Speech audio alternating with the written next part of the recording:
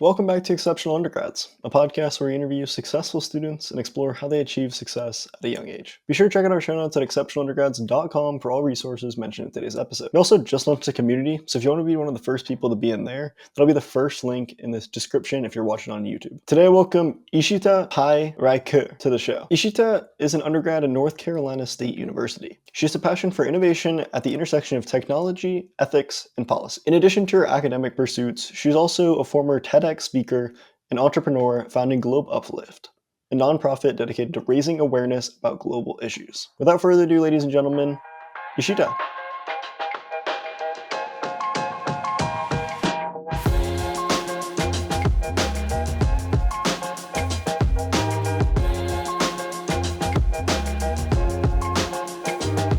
Ishita, welcome to the show. I'm so excited to have you here today. Thank you so much, Jack. I'm really thrilled to be here. It's truly an honor, and I appreciate you reaching out. Of course. All right. Well, would you like to start us off here and tell us a little bit about yourself? Maybe some of the stuff that you've accomplished recently. Just let us know about yourself. Yeah, absolutely. I'm Ishita.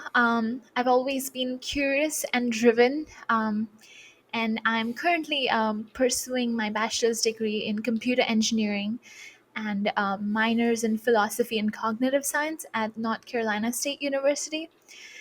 And a bit about my childhood. I was born in India. I lived there for a few years, and then we moved to Singapore, where I spent majority of my childhood, and moved to the United States a few years back. And these sort of transitions have fueled my, journey and enhanced my perspectives on the kind of impact I could create. And it's been a wonderful journey so far, and I'm really happy to share a bit with you today. I'm very excited. I think the different perspectives living in India and then Singapore and then finally over to the US, it's going to give us a good different view of stuff because that's what I really like from interviewing a bunch of different undergrads. I've noticed if I can interview people from just like all walks of life, it helps give different undergrads a different perspective and it really just pieces together a whole bunch of different tactics. So I'm excited to go and dive into some of the tactics that you have for us today. So I just want to start out. I do countless hours of research for this, for all of my different podcasts. I take everything very seriously, of course. I want to be able to bring the best stuff to my audience. So I found one of the things for you. You were Miss India USA. There's got to be a story behind this. Would you like to dive into that first? Then we can just look at some of the other stuff that you have. 'Cause you've got a couple of accomplishments here that it's very exciting. Just start us off here. Starting off first, I'm thankful to you. You yourself are an exceptional undergrad, so we have to talk about that as well. But yes, with regards to Miss India USA, I the contest was in December. I won second runner-up. Miss India USA, and prior to that, I qualified by winning second runner-up for Miss India North Carolina. So this contest is basically an opportunity for Indian women, Indian origin women living in the United States to, come up, show their skills, talent in the sphere of pageantry. But it's not just about beauty or, skills. It's also about your personality. It's also about your thoughts, your views, and the kind of impact you want to create. And just like other, beauty pageants we see, like the Miss World, Miss Universe, this is a similar one where you have multiple different rounds, where you have the introduction, you have the evening gown round, you have the cultural attire round, and it's all with the purpose of getting the US and India ties closer, building that culture and community here in the United States, where we have a lot of Indian Americans living, and just giving young women a platform to voice their opinions. That's awesome. You mentioned making an impact was one of the big things with that. What would you say is the impact that you're trying to make in your life as you've been going along your journey so far? So that's a really great question. I see pageantry as sort of a catalyst to the kind of change and impact I'm trying to make in multiple spheres of life. Through my academics, I've been in engineering. the whole industry of technology, ethics, through my minors in philosophy and cognitive science, but also in community service projects and giving back to our society and people. So I see this platform as a place where I can voice my ideas and show how different interdisciplines sort of interact in ways that build a niche. And I've always believed in this power of interdisciplines, because when you connect these two dots that possibly people don't even imagine associate with each other, and you show that there's something beautiful out of it, and that really inspires me, and it's just magical when you think about the different kind of things that you can do. It opens like a new horizon of thinking, and I just want to convey that message to young women, who inspire to do whatever they want to do in their fields, and just being a catalyst through leading this sort of change in my own life, but also kind of portraying it on a bigger stage to show that it is possible to kind of craft your own legacy.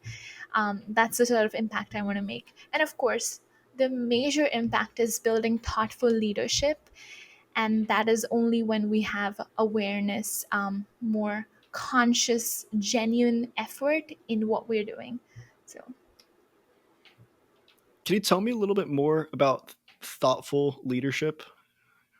I thought that was a very interesting point there at the end. Yeah, absolutely. We all know about leadership, and we all are leaders in some shape or form in our lives.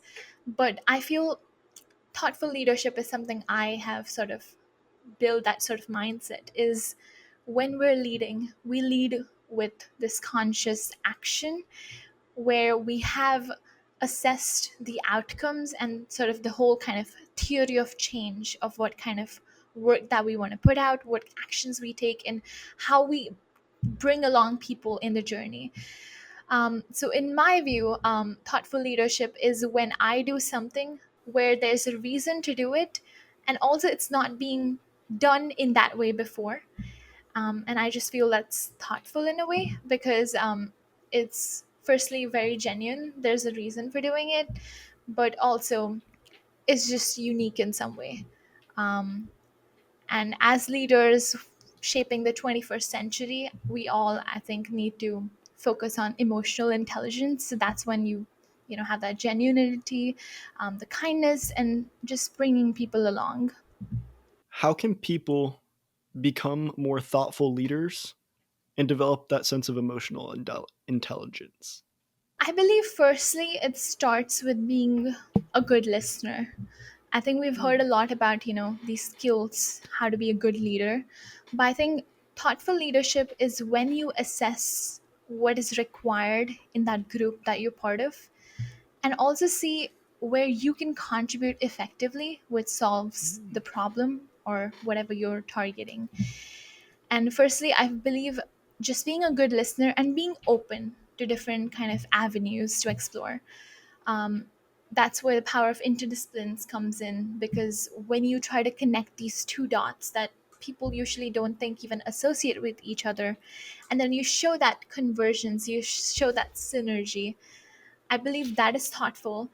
And at the same time, you're trying to be more nuanced with your approach, and I think people value that effort that goes in. And yeah, just being open to different possibilities and being a good listener, I think those two would be the main key ones, but we can definitely delve more deeper. You mentioned the concept of interdisciplines and how you could like connect these two topics that haven't been together before. It reminded me specifically of something that I've been working on as of lately, which is a new way of taking notes whenever I'm reading. The I might be able to like flash up something on the screen later on, but I just want to draw for you real fast, like kind of what I'm thinking of. So I used to just highlight things whenever I'd read just on like my iPad or whatnot because I have a bunch of books there. And I started doing this thing called like basically making like webs of notes. So it's almost like this. Imagine a highlight as just like a point essentially on like a web of whole notes. If you just highlight one thing and you don't like know anything about it, you don't make any notes about it, it's just a dot of just a highlight that's just there. But whenever you highlight a bunch more things and you take notes, you just write down like either on like an iPad, just like reminds me of this, reminds me of that, then you're able to start like connecting all of these different sort of dots around to different things. So instead of having like one solo dot on the edge over here, you then begin to build like a web of knowledge. And I think that this is what you're talking about whenever you start doing things and really embracing the interdisciplinaries that you're talking about. That's the first thing that it reminded me of, because I've noticed now whenever I'm reading books, and it helps my recall for like this podcast or for making other courses and videos, because I can then remember, oh man, this has absolutely nothing to do with like this thing, but it reminds me of this. And then I get down like a whole rabbit hole of stuff where one thing seems like it would never connect to it, but it connects all the way over there. Yeah, and if we think about it, that's how our, whole nervous system and our brain is built. There are so many synapses and neurons firing at the same time. And the more connections you build over time with, talking to different people, talking to different people who have diverse life experiences, different life experiences, and in general, getting in places where you're different than other people because of their views, their ethnicity, their thought processes, that's when you kind of, you know, expand your web. And I think that's a great analogy for what you are trying to do with your amazing work. Trying to build that web of multiple different undergrads who have these systems, who have these different metrics in place to assess how they grow, what is the meaning of exceptional for them. I love how you were talking to these different people on your podcast series, and you hope to build a community of that, showing potential prospective undergrads what exceptional could mean for you. And it's a great link between the work both of us do here. Of course. I really liked what you were just talking about before, but I want to transition real fast into something you mentioned a little bit earlier, which is Globe Uplift, something that you've been working on that helps really connect the interdisciplinaries that you're working on. Can you tell me a little bit more about Globe Uplift and some of the things that you've learned so far from running that? Absolutely. So, initially, when I was in 12th grade back in Singapore, I was really involved in multiple community service projects in high school, leading cloth drives, food drives, toiletries drive. And I always believed community service to be sort of my North Star. Giving back to people, and especially focusing on my personal privileges and understanding the deprivations of others, and seeing how I can bridge that through, the experiences I've had and the impact that I could create. So I was always wondering, how could I scale this? How could I, grow this beyond just my high school endeavors? And that's what led to Globe Uplift, sort of a nonprofit community where we create awareness about global issues, namely societal, environmental, and similar to yours, your platform, we interviewed multiple influential individuals on Instagram. That was our main portal at that time, since it was during COVID, so couldn't be in person as much. So just to learn more from their background, their experiences, and how they all are collectively working towards uplifting our globe. So that's the kind of name, Globe Uplift. And over time, it's sort of, I've believed, it's not like a community or a nonprofit we want to like, reinforce as values, but it's mainly a mindset. Every one of us is doing something to kind of give back to our communities, but also all of us want to uplift our journeys and collectively see how we can uplift our globe, especially with how many different issues we have going on concurrently as we speak right now. There's climate change, there's wars, there's multiple such dimensions of like problems in our economy, in our society. And just kind of cultivate that mindset for growth and understanding how each of us could contribute to a better future. So that's what Globe Uplift, the whole kind of foundation for that was. And moving on, I have learned a lot about people management skills, communication skills, similar to the podcast that you're doing. We had our speaker series called Learn at the Globe Uplift. But over time, due to time constraints and just how much it was to coordinate as a nonprofit, I realized we had to sort of assess what we were doing and sort of take a step back and see what more we could do in this space, because there's a lot of competition, especially on Instagram and just online platforms for creating change. So we were on a pause for a few years, doing things on our own in our own capacity. So part of what I'm doing right now, of course, goes back to the values and the foundation and the mindset I created through Globe Uplift.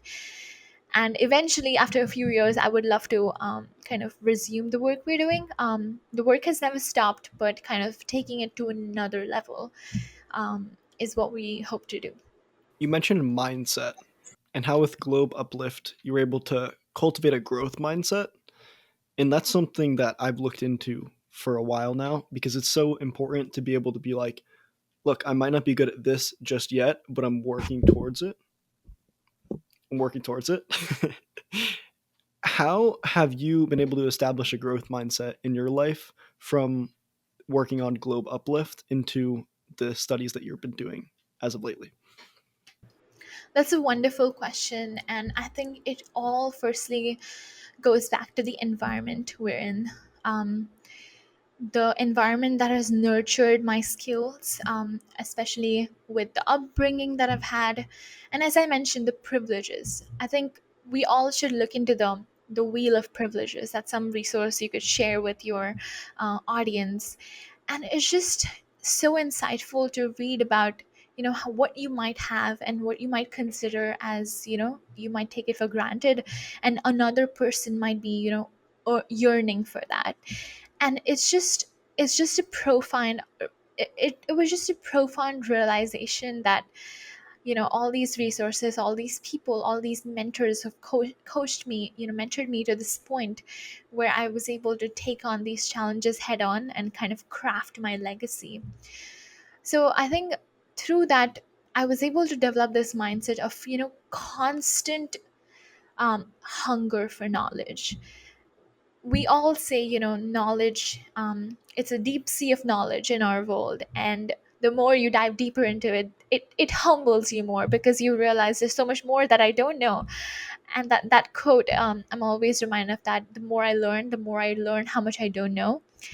And that has just led me to really, in my demeanor daily, be humble, um, look forward to each and every experience, each and every person, everyone I meet as a learning opportunity, because each of us has something to offer. And each opportunity, even though you might win in some opportunities, other in another opportunity you might learn. It would be a learning of forgiveness, it could be a learning of alignment, it could be a learning of just how things work in our life. And I feel that that mindset has over time built. I just didn't get it like that. But of course, as these experiences built on, as the privileges, like the mentors, the people I met at the right time in the right place, everything built on.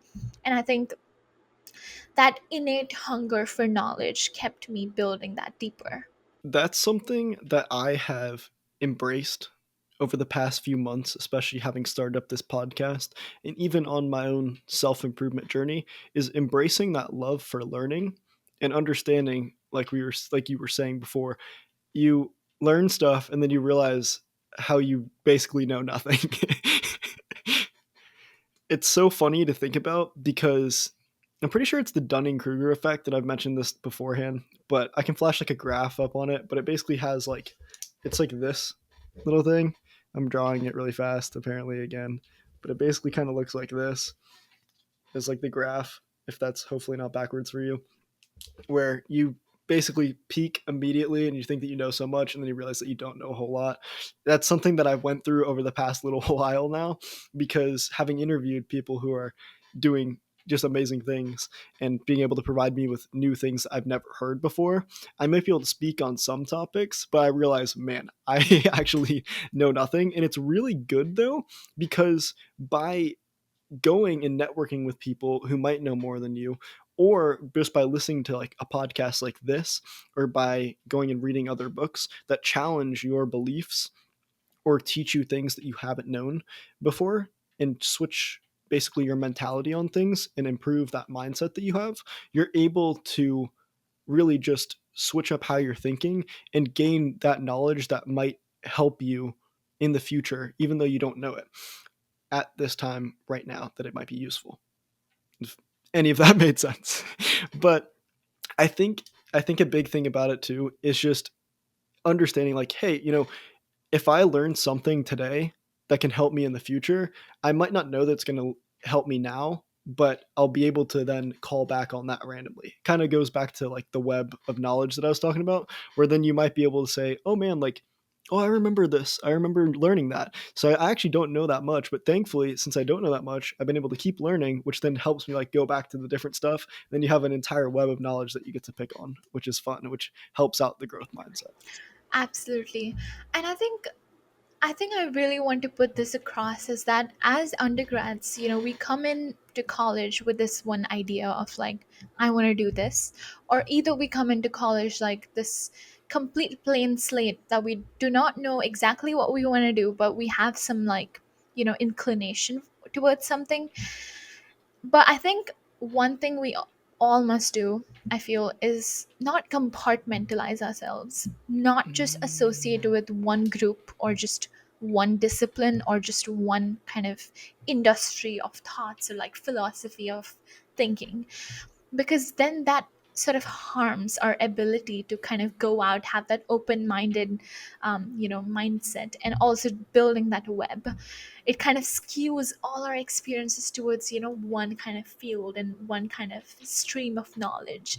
But if you really want to build that web, and if you want to have that web, if just giving an analogy of the tiny note card you were drawing the web on, if we think about it, all our different experiences would be, different colors of the lines, the different Mm. kind of width and breadth of those lines, and just even the different texture of those lines. If we want to build that, that would be multiple different experiences. Like when we're freshmen going out into, all these kinds of events, exploring, not having a certain bias before entering different rooms, kind of being open-minded to all sorts of perspectives and welcoming what aligns with our values, but at the same time, understanding what doesn't align and then introspecting why it doesn't align. And I think that's also a big part of, something we could talk about, journaling, which has also helped me in building my growth mindset and just understanding what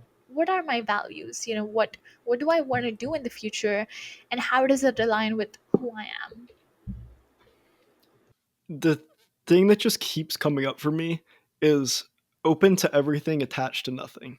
That's the mindset that I've started to think about, and I've mentioned this on a couple other podcasts. And sometimes I'm trying not to as much like say things that I've always said and like differentiate a little bit, but there's some things that just stick out to me based on conversations, and the open to everything, attached to nothing mindset that I've started to basically use in my own life, or at least challenge myself to be using more, has helped me do exactly what you're just saying, which is basically take in these new ideas and then understand like, hey, like this could change my mind. Like how is my mind going to change today potentially? And if it goes along with like your values or something that like you think is good, then like you can switch your mind on that thing, and because that helps you grow. But it could also be like, hey, like I don't this idea is really stupid anyways. Like I'm glad that I was open to it and I tried to see it. I tried to hear him out, but it's not going to work for me. And I think even going back to what you said earlier about how part of this podcast, you said it just amazingly, because it's exactly what I've come to realize this podcast is more about in all of exceptional undergrads. It's finding out what it means to be exceptional for you. And I think the open to everything, attached to nothing mindset helps you go through that and be like, what what are all the different ideas? What are the tactics that I've learned from this podcast or other books or podcasts or other undergrads? What are these things and how can I implement them in my own life to become exceptional in my own regard? That's all this is. I mean, I want to go out and find the tactics, find what it means to be exceptional, and what exceptional people are doing. That's my literally the series that I just started, like on Instagram and TikTok, like just making short videos that I'm just posting every single day.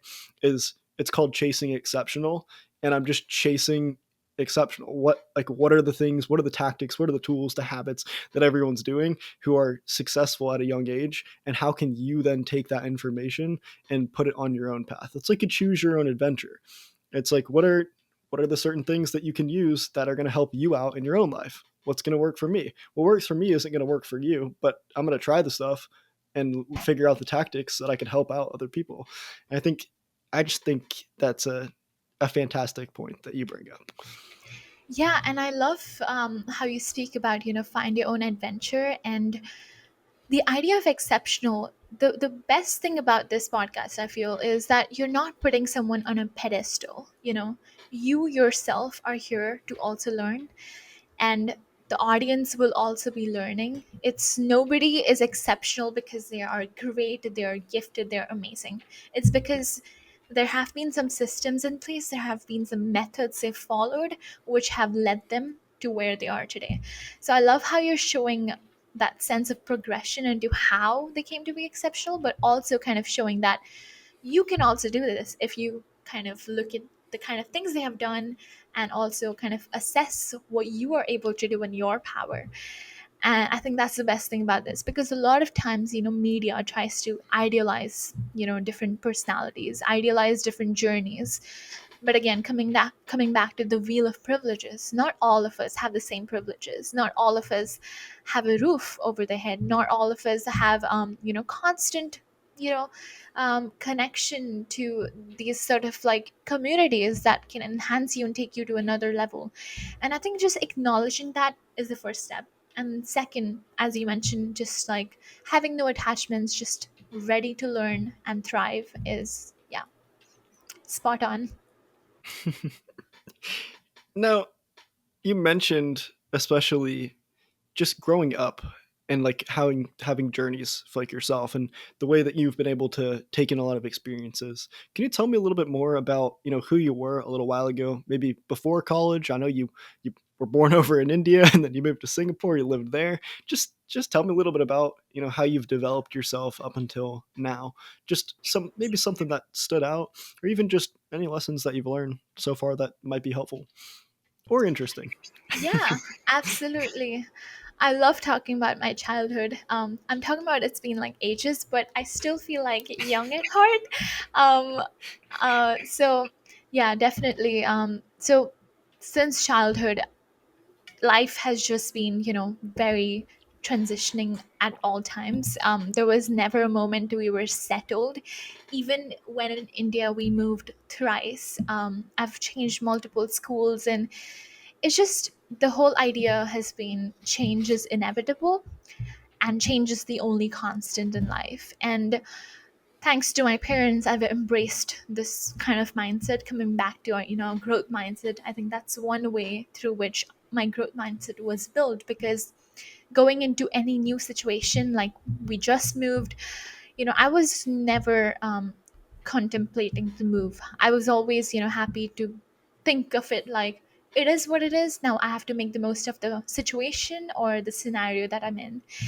And so moving to these different places definitely taught me a lot about, how I am in, different situations, how I kind of react, how and that mainly showed, my parents and my teachers, what are things that I need to work on. Because when you're put into such situations where you have to do things beyond your control, how you react is important. And I think seeing how I reacted, kind of, that got me a lot of feedback from people, and just in general like helped me grow where I saw my weaknesses. And then what started from a young age for me was also dance. So I've been Indian classical dancer for a few years. I'm a trained classical dancer. I started when I was 6. So that was one of the major things in my life that have also taught me a lot. um, Not just how it's skillful, but the key qualities of discipline, the key qualities of striving not just for perfection but for progress. And those qualities have been integral to my personal development. And I keep coming back to growth mindset, but I would say without dance and it being something that kept me going even in times when I didn't feel like I wanted to do this, didn't feel like I wanted to move here, that was something integral, that was sort of like my key kind of developmental phase of learning dance at the same time while I was growing. And learning from dance, like the work ethic from my dance teacher, multiple of these qualities have really shaped me as a person. And since then, I think I was always open to change and imbibing the qualities that now we read in books of stoicism or even the Indian Mahabharata. There's a lot of these things that are common in growth mindset, and the whole idea of accepting the situation you're in and deciding your reaction on it. Because I've heard this thing where 80% of what happens to us in life is mostly our reaction to what is happening already. Just 20% is what happens and 80% is our reaction to it. And that's just profound if you think about it, because you might, in your perspective, you might be in a bad situation, but if you make a good consequence out of it, or you attach it to something positive, you can completely transform your experience. And I look back now and I see how I was taught, how I learned things is very similar to that thought. Even though I didn't know the concept then, I was already imbibing it, which is really nice.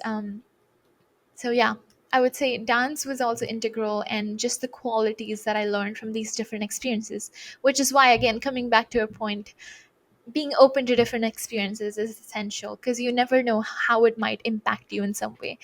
And a fun story, I didn't like dance. I was like, Mm. just like, it was really annoying to wake up on a weekend early in the morning, go for this dance class that I didn't even have any interest in.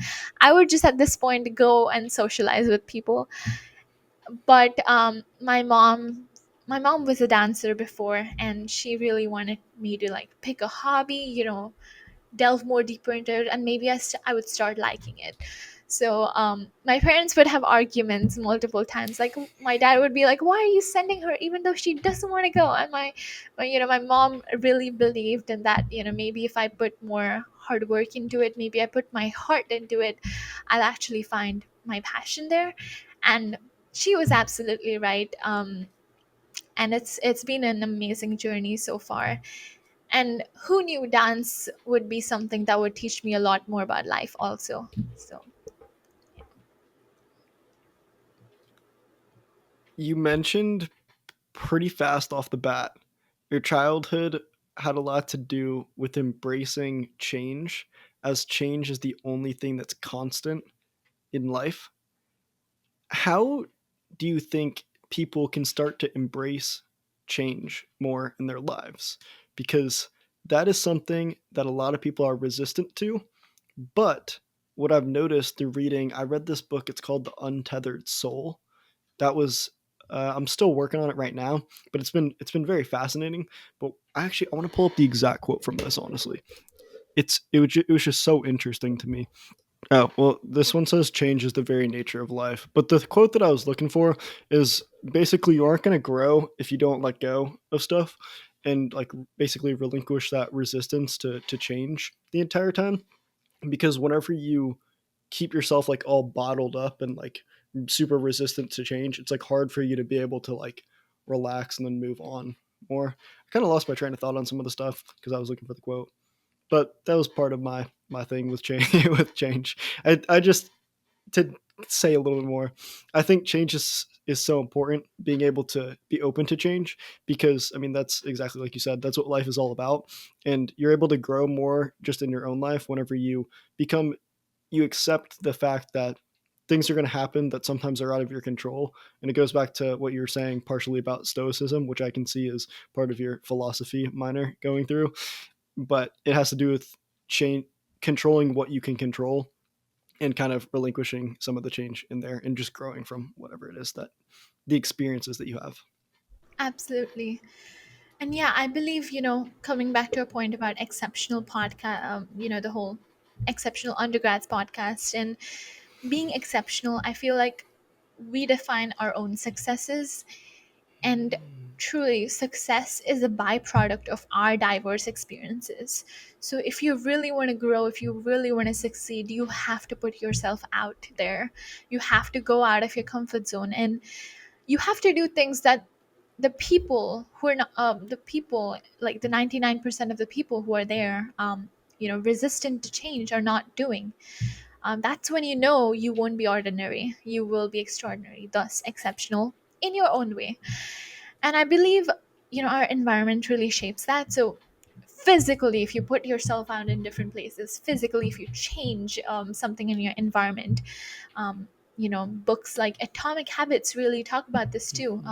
Changing small things in the environment cause like a big difference in your whole outlook about a habit or your system that you're putting in place. So I think small things count, and if we look at it like, today I had to fight the urge to do something. That's one win. And then kind of accumulating these small wins over time, you might realize you are exceptional already. There's no like a place where you are exceptional.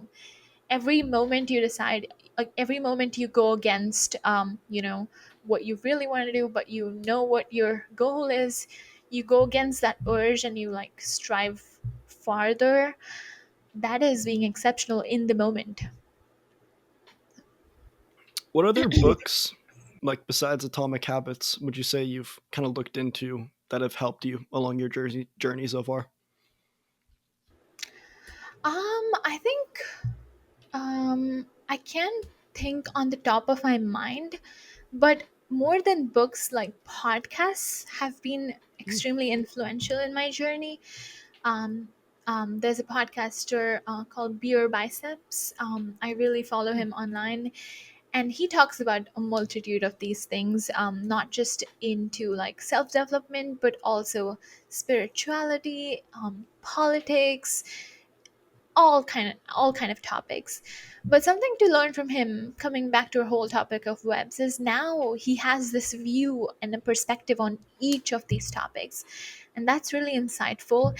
And I think similar to us, he's always open to learning about new things. And I'm just like really inspired by the whole system of podcast and the whole platform of podcasting, because when you read a book, you just read about that person who's written it in that moment and like their whole thing that they chose to write about.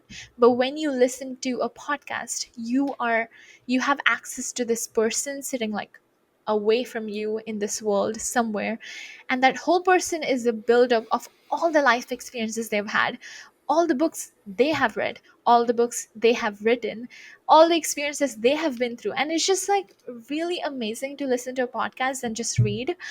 But that said, books are incredible, and it's just I can't really narrow down. There's multiple of these books, but definitely Atomic Habits has been a good one. Alchemist, I think that's another one. Mm.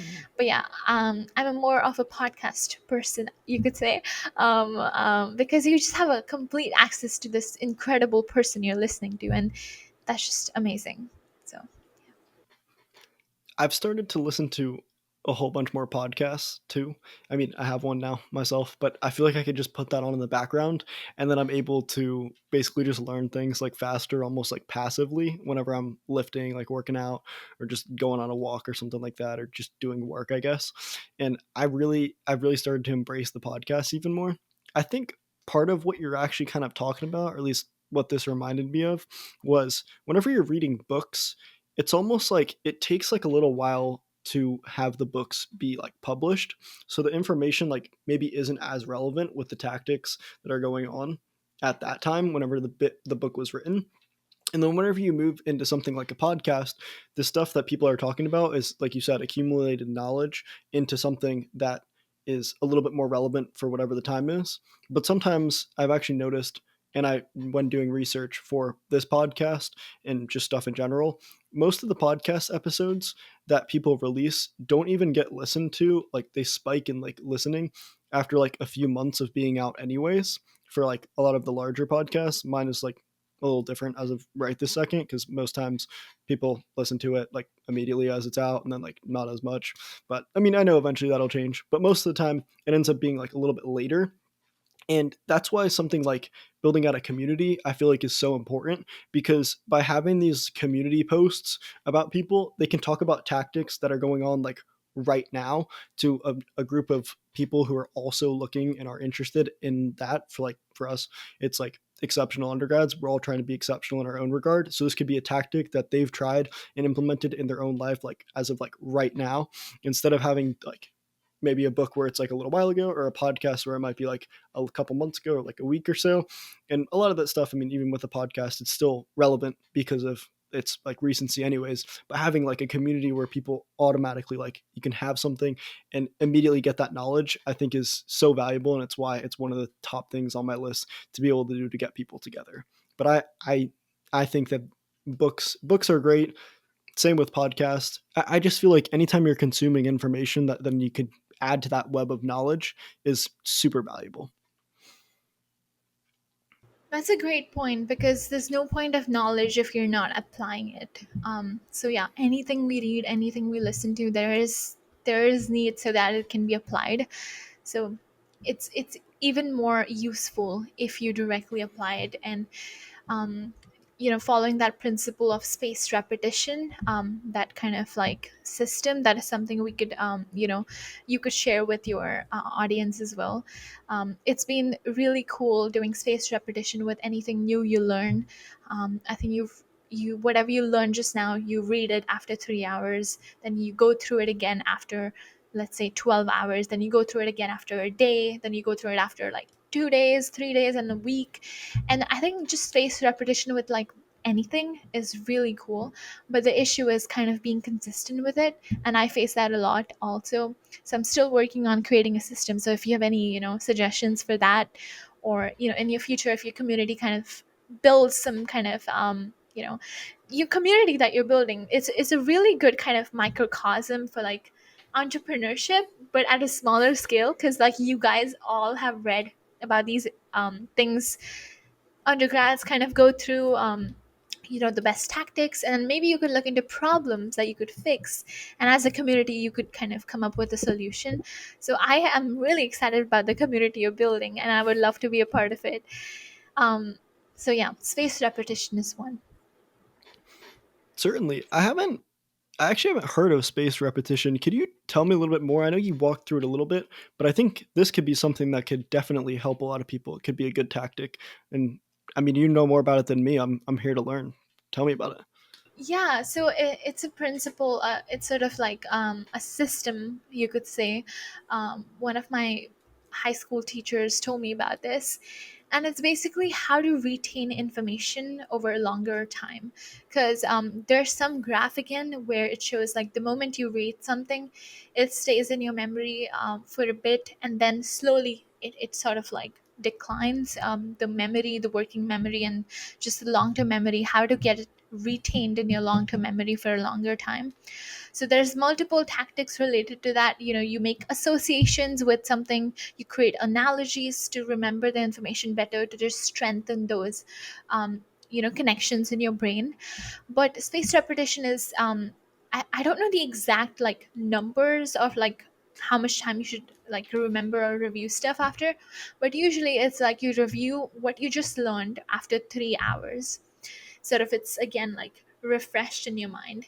Then you review it after multiple like repetitions, but it's not the same amount of repetitions. It's 3 hours, then it's possibly 8 hours, then it's like 12 hours. It's constantly in your mind for a long time, and then eventually you test it out after 10 days or like a week. And honestly, you could kind of decide what works best for you. If you want to review it after 3 days, perfect. If you want to review it after 5 days, but it's just a way to retain information for a long time. And I really like that system. It can be customized to your kind of own kind of needs or whatever you're learning about. And yeah, it's a cool tactic to review stuff. Hmm. I feel like that could be really good for any sort of like speeches and whatnot. Have you used this tactic before for something like that? Um, Not really for speeches, but I really like journaling, and also I really like taking notes from the podcasts that I've watched or listened to. So I think coming back to those ideas again after a bit, coming back to the whole idea, our whole conversation is around those web, and we keep on repeating it again and again, but it is what it is. And coming back to whole idea of web, um, when you listen to a podcast, sometimes you don't know the immediate application of what you've learned. But if you like take like these concise notes and you come back to it after a month, maybe you kind of connect dots with like, oh, I read something just recently that connects with this, and then that kind of like creates another opportunity for you to delve into, or another thing that you could dig deeper into. So I feel like coming back to podcast again, like a whole 3 hour podcast, is more a waste of time, because the key concepts that you have gained are probably already in your notes, and then you can use spaced repetition on that to kind of review what you know already and what connects with your web. That's very interesting take. I really like that. I didn't think about it from that sense, but I guess that can also be applied for podcasts or any sort of other resources that can be really good.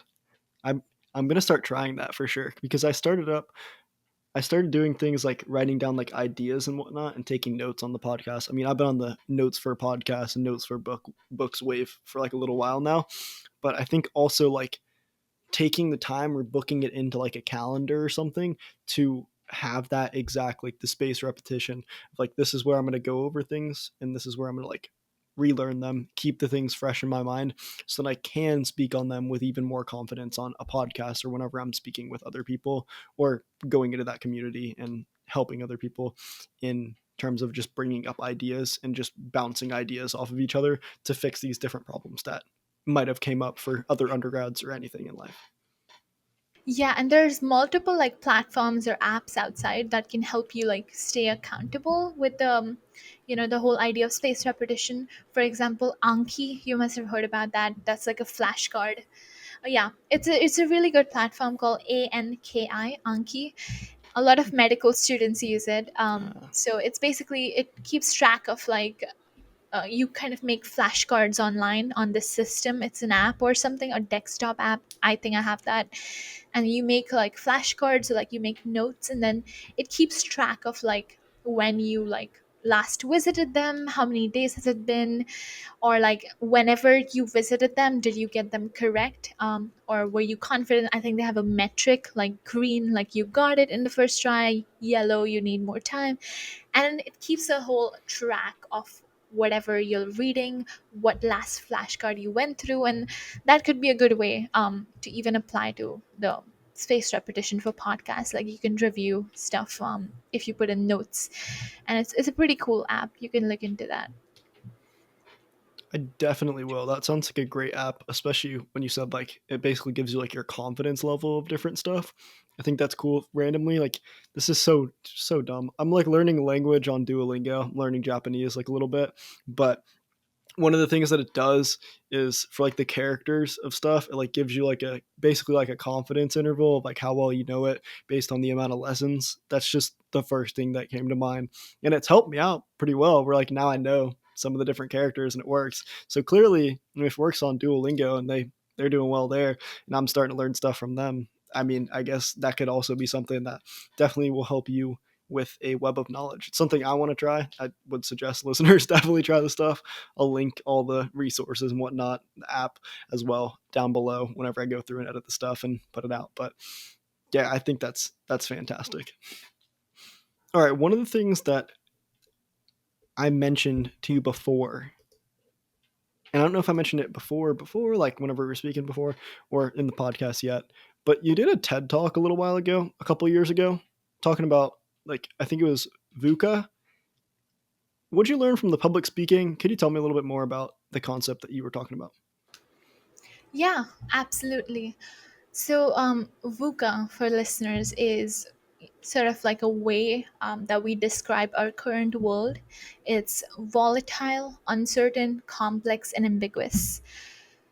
And I feel whatever we spoke about up till now links very well with this, because just with the fast pace of how technology is changing, the field that I'm in with computer engineering, and kind of just the advancements that we see in just all spheres of life, there is a need for us to realize, what can we do in our power to kind of face this.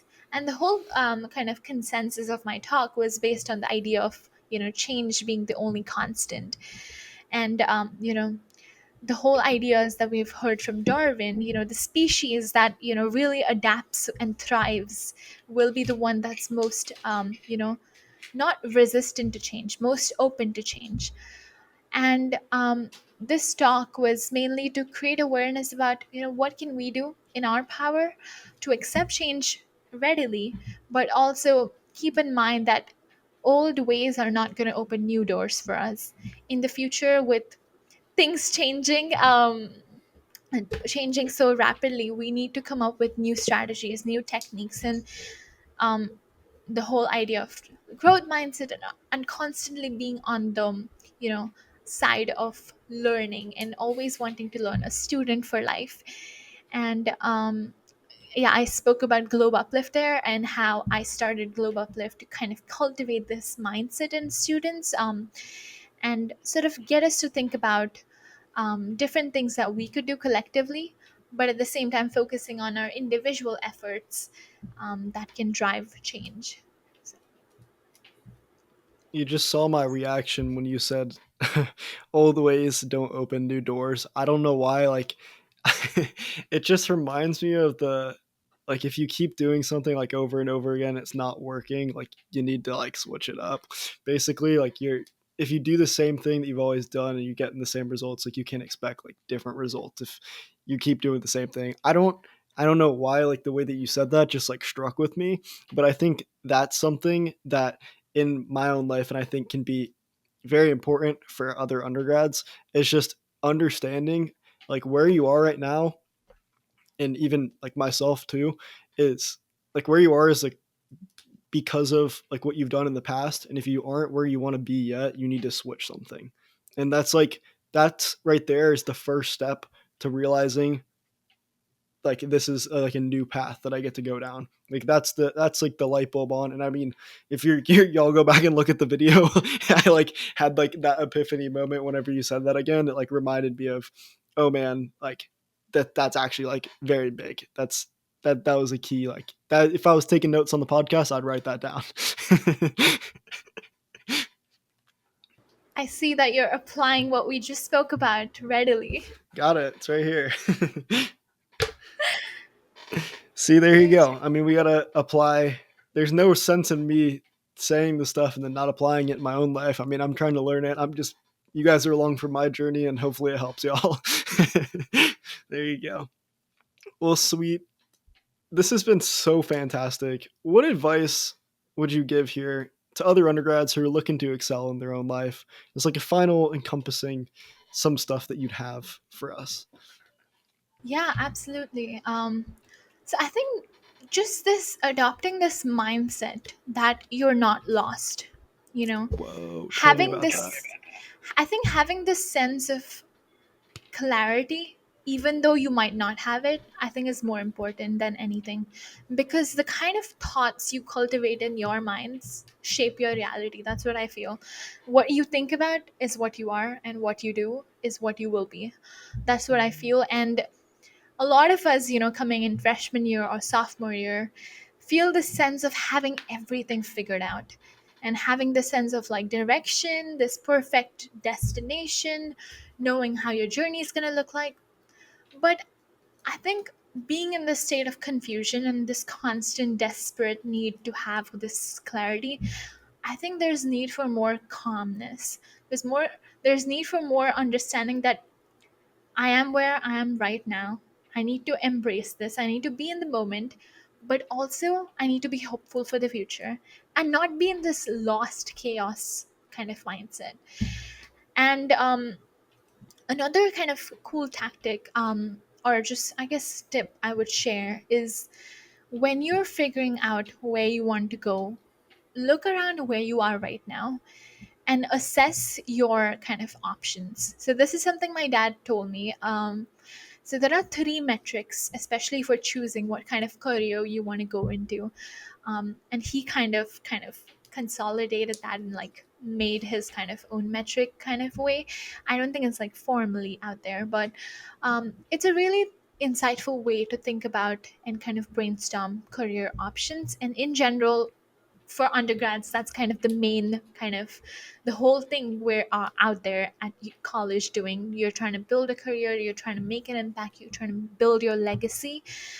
And I think the career options that we have, with how much things are changing right now, there's so much uncertainty. The people who are graduated, they're not able to get jobs with how the economy is, and just this whole kind of spectrum of issues. And in the midst of that, we're also trying to figure out our internships, we figure out our classes, and it's just a lot. And just at that point, embracing the chaos, but also looking at these three tips, I would say there are three metrics. Firstly, it's fame, popularity. That's one. Second is money. And third is the influence and the impact or the power you have. So, whenever you assess what you want to do in the future, kind of consider these three things: fame, money, and influence. And when we think about it, you yourself can assign, values, and like based on your values you can assign what really appeals to you most. Let's say you want to have sort of a corporate job. Let's say the pay, the money is high, the influence is probably moderate, considering, let's say it's an entry level job, and the the the fame of that would probably also be less. So I think understanding, the different dimensions of what career option you want to go into, thinking about these three kind of metrics has always been helpful. And for people like us, specifically you and I, Jack, we keep talking about the web, and because of that a lot of people think about, these people doing so many different things, like research, engineering, entrepreneurship, things that I'm involved in. Sometimes it gives a sense of like this lack of clarity, like she doesn't really know what she's doing because she's doing all kinds of things. Now this is funny since your name is Jack, but we hear the saying called jack of all trades, master of none. But actually, the actual original phrase is jack of all trades, master of none, but better than a master of one. Absolutely, yeah. So that's something we not all of us have realized, that the more webs you build, the more stronger the webs are, the more, connections you have in your web are only going to make you better. So, sometimes doing lots of different things, it doesn't mean you have lack of clarity, but you're trying to see what works for you, what doesn't. And I think this metric of like fame, or popularity, money, and influence can help you kind of dissect at least what you don't like, so you can focus on what you like or explore more things.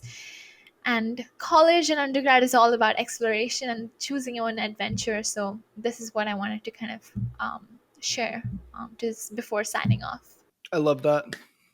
That was just, I feel like, an all encompassing thing. And I think the point that you had of you are not lost, that's just not a way that I've thought about anything before, honestly, because I've been in that state before where I just felt completely and utterly lost.